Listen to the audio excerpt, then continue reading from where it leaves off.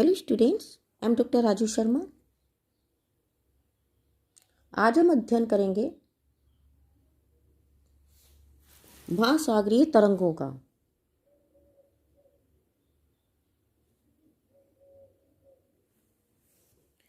सागर का जल कभी स्थिर नहीं रहता। ऐसे कई कारण हैं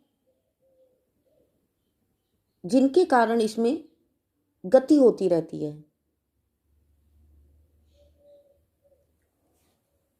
ये गतियां तीन तरह से पाई जाती हैं: तरंगें, धाराएं और ज्वार भाटा।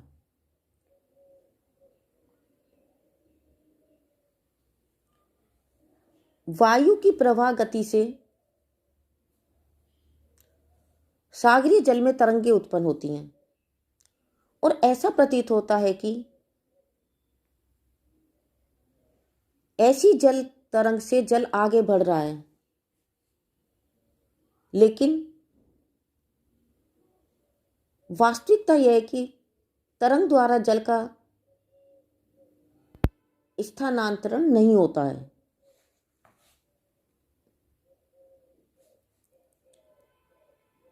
वायु के घर्षण से सागर तल पर तरंग उत्पन्न होती हैं, जिसमें जल ऊपर नीचे होता रहता है। इसे लहरों का दोलन कहते हैं।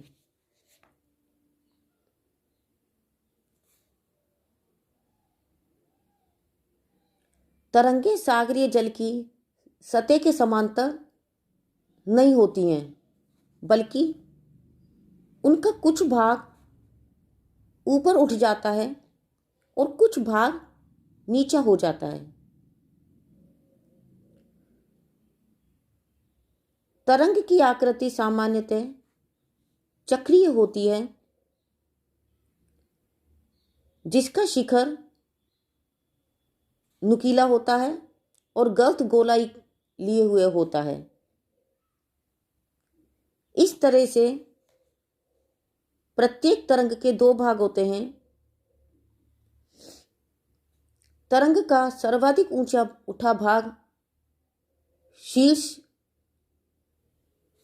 और सबसे अधिक नीचा भाग गर्त या द्रोणी कहलाता है।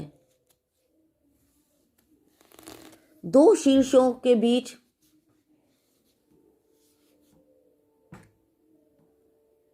या दो गर्तों के बीच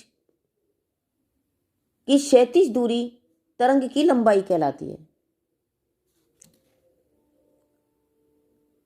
तरंग के आगे बढ़ने की गति को तरंग वेग कहते हैं। तरंगों की लंबाई, ऊंचाई और तीव्रता पवन के वेग पर निर्भर करती है। तरंगों के कणों की गति के अनुसार ये दो प्रकार की होती हैं: अनुप्रस्थ तरंगें और अनुदैर्ध्य तरंगें।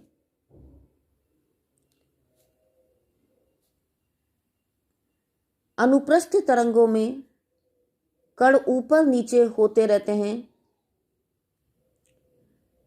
इस प्रकार कण वृत्ताकार रूप में गतिशील होते हैं।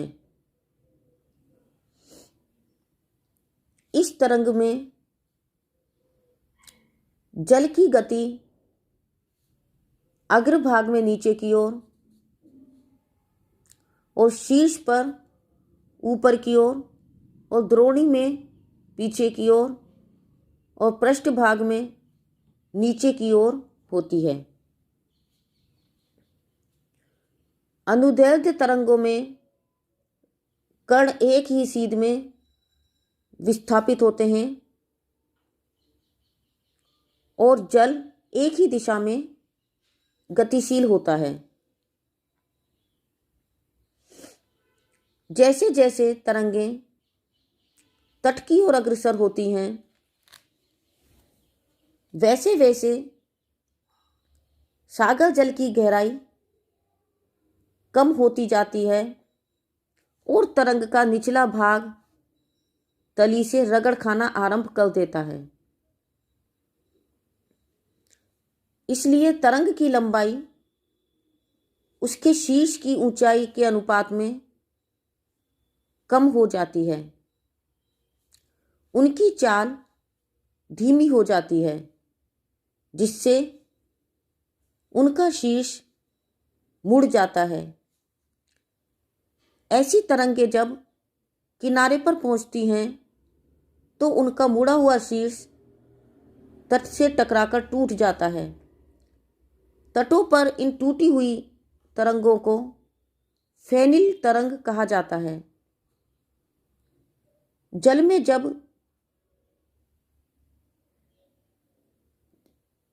इस प्रकार की तरंगें आगे बढ़ती हैं, किंतु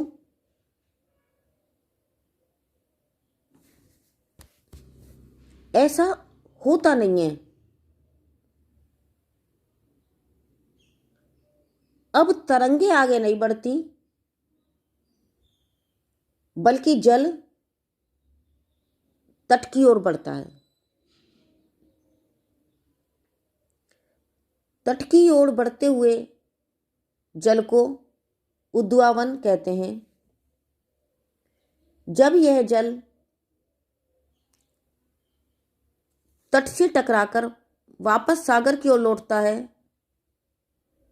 तो उसे जल का प्रतिधावन या पुनर्गमन या बैकवाश कहते हैं। विभिन्न महासागरों में तरंगों या लहरों की गति, लंबाई, अवधि आदि विशेषताओं में क्षेत्रीय भिन्नताएं मिलती हैं। महासागरों के अनुसार देखा जाए तो सबसे लंबी तरंगें जो कि 133 मीटर की बताई गई हैं, अटलांटिक महासागर के दक्षिणी भाग में पछुआ पवनों के क्षेत्र में मिलती हैं। इनकी अवधि भी सर्वाधिक यानी कि 9.5 सेकंड होती है। सबसे अधिक वेग वाली तरंगें हिंद महासागर में पछुआ पवनों के क्षेत्र में मिलती हैं। इनकी गति 15 मीटर प्रति सेकंड है।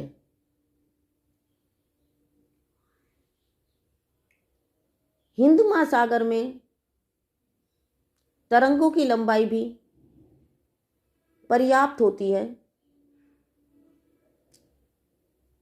पवनों का प्रभाव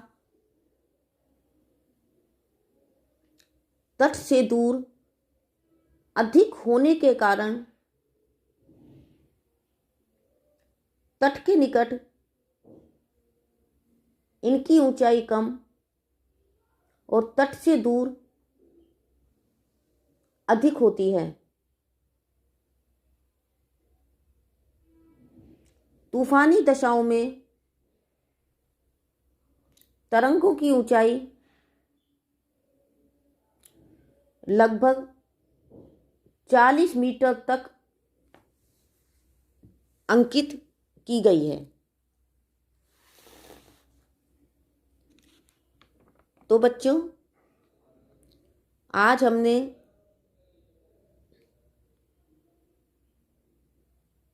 महासागरों में पाई जाने वाली गतियों जैसे तरंगों का अध्ययन किया, जिसके अंतर्गत हमने तरंग किसे कहते हैं, महासागरीय तरंगें क्या हैं, उनके